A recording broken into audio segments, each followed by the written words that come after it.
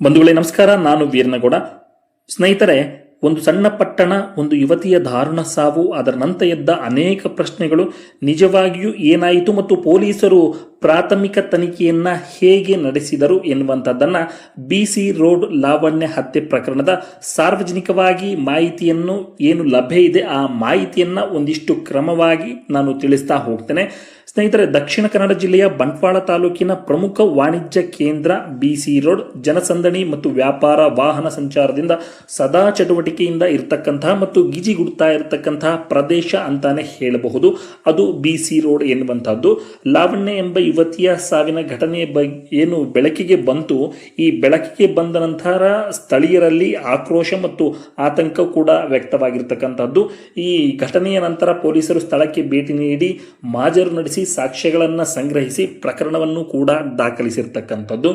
ಸ್ನೇಹಿತರೆ, ದಕ್ಷಿಣ ಕನ್ನಡ ಜಿಲ್ಲೆಯ ಬಂಟ್ವಾಳ ತಾಲೂಕಿನ BC ರೋಡ್ನಲ್ಲಿ ಅಂದರೆ ಜುಲೈ 15, 2026ರಂದು ಲಾವಣ್ಯ ಎನ್ನುವಂತಹ 25 ವರ್ಷದ ಯುವತಿ, ಆ 25 ವರ್ಷದ ಯುವತಿಯನ್ನ ಚೇತನ್ ಎಂಬಾತ ಏಕಪಕ್ಷೀಯವಾಗಿ ಪ್ರೀತಿಸ್ತಾ ಇದ್ದ ಎನ್ನುವಂತಹ ಕಾರಣಕ್ಕೆ ತಲವಾರ್ನಿಂದ ಬರ್ಬರವಾಗಿ ಹತ್ಯೆ ಮಾಡಿದ್ದಾನೆ. ಆರೋಪಿಯ ಕೃತ್ಯದ ಬಳಿಕೆ ಇಲಿಪಾಷಾಣವನ್ನು ತೆಗೆದುಕೊಂಡಿದ್ದಾನೆ. ಏನು ಚೇತನ್ ಆರೋಪಿ ಇದ್ದಾನೆ, ಆತ ಇಲಿಪಾಷಾಣವನ್ನು ತೆಗೆದುಕೊಂಡಿದ್ದೀನಿ, ಆತ್ಮಹತ್ಯೆಗೆ ಸೇವಿಸಿದ್ದೇನೆ ಎನ್ನುವಂತಹ ಮಾಹಿತಿಯನ್ನು ಕೂಡ ಪೊಲೀಸರಿಗೆ ಕೊಟ್ಟಿರ್ತಕ್ಕಂಥದ್ದು. ತದನಂತರ ಪೊಲೀಸರು ಆ ವಿಷಯವನ್ನು ತಿಳಿದು ಆಸ್ಪತ್ರೆಗೆ ದಾಖಲಿಸಿದ್ದಾರೆ.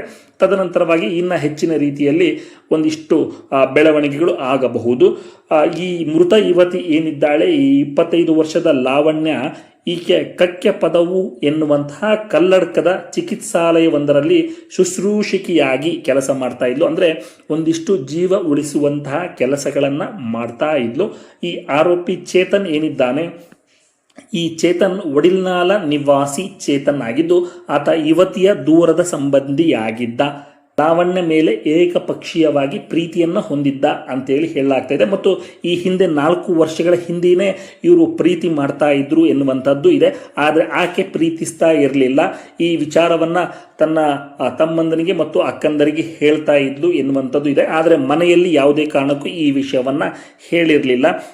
ಈತ ಏನು ಪಾಗಲ್ ಪ್ರೇಮಿ ಏನಿದ್ದಾನೆ, ಈ ನನ್ನನ್ನು ಮದುವೆ ಆಗುವುದಿಲ್ಲ ಅಂತಂದ್ರೆ ನನಗೂ ಸಿಗಬಾರದು ಮತ್ತು ಇನ್ನು ಯಾರಿಗೂ ಸಿಗಬಾರದು ಎನ್ನುವಂತಹ ವಿಕೃತ ಮನಸ್ಥಿತಿ ಹೊಂದಿದವನು.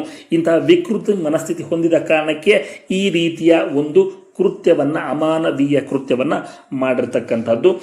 ನಂತರದಲ್ಲಿ ಏನು ಈ ಘಟನೆ ನಡೆಯುತ್ತೆ, BC ರೋಡ್ನ KSRTC ಬಸ್ ನಿಲ್ದಾಣದ ಬಳಿ ಲಾವಣ್ಯ ಏನು ಮಾಡ್ತಾ ಇದ್ಲು, ಏನು ಶುಶ್ರೂಷಿಕೆಯಾಗಿ ಕೆಲಸ ಮಾಡ್ತಾ ಇದ್ಲು, ಅಲ್ಲಿಂದ ಈಕೆ ನಮ್ಮ ಮನೆಗೆ ಹೋಗಬೇಕು ಅಂತೇಳಿ ಬಸ್ ಸ್ಟ್ಯಾಂಡನ ಹತ್ರ KSRTC ಬಸ್ ನಿಲ್ದಾಣದ ಹತ್ರ ಬರ್ತಾಳೆ.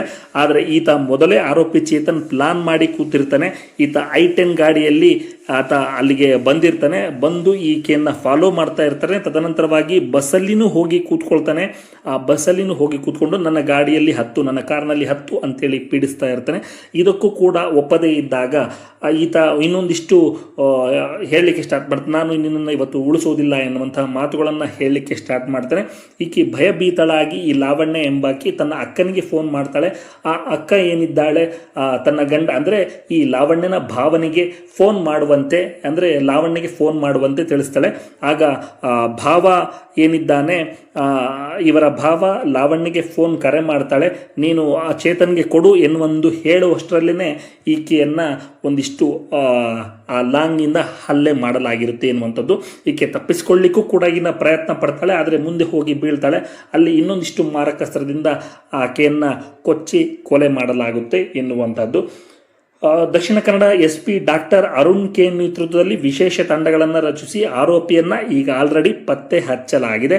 ಆರೋಪಿ ಚೇತನ್ ಇಲಿಪಾಷಾಣ ಸೇವಿಸಿದ್ದೀನಿ ಅಂತೇಳಿ ಏನು ಹೈಡ್ರಾಮಾ ಮಾಡಿದ್ದಾನೋ ಅಥವಾ ಏನು ಸಿಗೆ ಬೀಳ್ತೀಯನಿ ಅನ್ನುವಂತಹ ಕಾರಣಕ್ಕೆ ಆತ ಇಲಿಪಾಷಾಣವನ್ನು ಸೇವಿಸಿದ್ದಾನೋ ಗೊತ್ತಿಲ್ಲ. ಆದರೆ ಆತನಿಗೀಗ ಸರ್ಕಾರಿ ಆಸ್ಪತ್ರೆಯಲ್ಲಿ ಚಿಕಿತ್ಸೆಯನ್ನು ನೀಡಲಾಗ್ತಾ ಇದೆ. ಆತ ಚೇತರಿಸಿಕೊಂಡ ಬಳಿಕ ಇನ್ನು ಹೆಚ್ಚಿನ ವಿವರಣೆಯನ್ನು ನೀಡಲಾಗಿದೆ ಅಥವಾ ನೀಡ್ತಾರೆ ಎನ್ನುವಂತಹದ್ದು. ಈ ಭೀಕರ ಹತ್ಯೆ ಏನಿದೆ ಈ ಸಾರ್ವಜನಿಕ ವಲಯದಲ್ಲಿ ತೀವ್ರ ಆಕ್ರೋಶಕ್ಕೆ ಕಾರಣವಾಗಿರ್ತಕ್ಕಂಥದ್ದು. ಸ್ನೇಹಿತರೆ, ಸಮಾಜಕ್ಕೆ ಒಂದು ಪಾಠ ಆಗಬೇಕು. ಏನು ಅಂತಂದರೆ, ಇಂತಹ ಘಟನೆಗಳು ಮಹಿಳೆಯರ ಸುರಕ್ಷತೆ ಮತ್ತು ಸಾಮಾಜಿಕ ಜಾಗೃತಿ ಮತ್ತು ಕಾನೂನಿನ ಅರಿವು ಮತ್ತು ತ್ವರಿತ ತನಿಖೆಯ ಅಗತ್ಯವನ್ನು ಮತ್ತೊಮ್ಮೆ ನೆನಪಿಸುತ್ತೆ ಸ್ನೇಹಿತರೆ. ಈ ಹಿಂದಿನ ವಿಡಿಯೋದಲ್ಲಿ ನಾನು ಹೇಳಿದ್ದೆ ಸ್ನೇಹಿತರೆ, ಏನು ಅಂತಂದರೆ ಮಕ್ಕಳ ಸುರಕ್ಷತೆಯ ಬಗ್ಗೆ ಒಂದು ಶಿಕ್ಷಣ ಆಗಬೇಕು, ಇದು ಪಾಠಗಳಲ್ಲಿ ಬರಬೇಕು ಎನ್ನುವಂತಹ ಮಾತನ್ನು ಕೂಡ ಹೇಳಿದ್ದೆ. ಯಾಕೆ ಅಂತಂದರೆ ಇಂತಹ ಘಟನೆಗಳು ಮರುಕಳಿಸಬಾರದು ಎನ್ನುವಂತಹ ಕಾರಣಕ್ಕೆ ಮಕ್ಕಳ ಸುರಕ್ಷತೆಯ ಶಿಕ್ಷಣ ಪಾಠದಲ್ಲಿಯೂ ಕೂಡ ಇರಬೇಕು. ಅವರಿಗೆ ಸಣ್ಣವರಿದ್ದಾಗಲೇ ಆ ಪಾಠಗಳನ್ನು, ಮಕ್ಕಳ ಸುರಕ್ಷತೆಯ ಶಿಕ್ಷಣವನ್ನು ಕಲಿಸಬೇಕು ಅನ್ನುವಂತಹ ಮಾತನ್ನು ನಾನು ಈ ಹಿಂದಿನ ವಿಡಿಯೋದಲ್ಲಿ ಹೇಳಿದ್ದೆ. ಈ ವಿಡಿಯೋದಲ್ಲೂ ಕೂಡ ಹೇಳ್ತಾ ಇದ್ದೀನಿ ಸ್ನೇಹಿತರೆ. ಒಂದು ಜೀವ ಕಳೆದು ಹೋದರ ನಂತರ ನ್ಯಾಯದ ಹಾದಿ ಆರಂಭ ಆಗ್ತಾ ಇದೆ. ಆದರೆ ಸಮಾಜದ ನಿಜವಾದ ಜವಾಬ್ದಾರಿ ಇಂತಹ ಘಟನೆಗಳು ಮರುಕಳಿಸದಂತೆ ತಡೆಯುವುದಾಗಿದೆ. ಸ್ನೇಹಿತರೆ, ಮತ್ತೊಮ್ಮೆ ಹೇಳ್ತಾ ಇದ್ದೀನಿ, ಒಂದು ಜೀವ ಕಳೆದು ಹೋದ ನಂತರ ನ್ಯಾಯದ ಹಾದಿ ಪ್ರಾರಂಭ ಆಗ್ತಾ ಇದೆ. ಆದರೆ ಸಮಾಜದ ನಿಜವಾದ ಜವಾಬ್ದಾರಿ ಏನು ಅಂತಂದರೆ ಇಂತಹ ಘಟನೆಗಳು ಮರುಕಳಿಸದಂತೆ ತಡೆಯುವುದಾಗಿದೆ ಎನ್ನುವಂತಹ ಮಾತನ್ನು ನಾನು ಇಲ್ಲಿ ಹೇಳಲಿಕ್ಕೆ ಇಚ್ಛೆ ಪಡ್ತಾ ಇದ್ದೀನಿ. ಸ್ನೇಹಿತರೆ, ಈ ಮಾಹಿತಿ ತಮಗೇನಾದರೂ ಇಷ್ಟ ಆಗಿದ್ದರೆ ಲೈಕ್ ಮಾಡಿ, ಅಭಿಪ್ರಾಯವನ್ನು ಕಾಮೆಂಟ್ ಮೂಲಕ ಹಂಚಿಕೊಳ್ಳಿ ಮತ್ತು ಹೆಚ್ಚಿನ ಅಧಿಕೃತ ಮಾಹಿತಿಗಾಗಿ ಮತ್ತು ಪ್ರಕರಣದ ಮುಂದಿನ ಬೆಳವಣಿಗೆಯನ್ನು ತಿಳಿಯಲು ನಮ್ಮ ಚಾನಲನ್ನು ಸಬ್ಸ್ಕ್ರೈಬ್ ಮಾಡಿ. ಧನ್ಯವಾದಗಳು. ಮತ್ತೆ ಭೇಟಿಯಾಗೋಣ.